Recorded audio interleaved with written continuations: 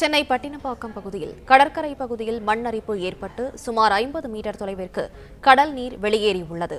இதுகுறித்த விவரங்களை செய்தியாளர் மகேந்திரன் வழங்க கேட்கலாம். மகேந்திரன், வணக்கம். விவரங்களை சொல்லலாம். வணக்கம்.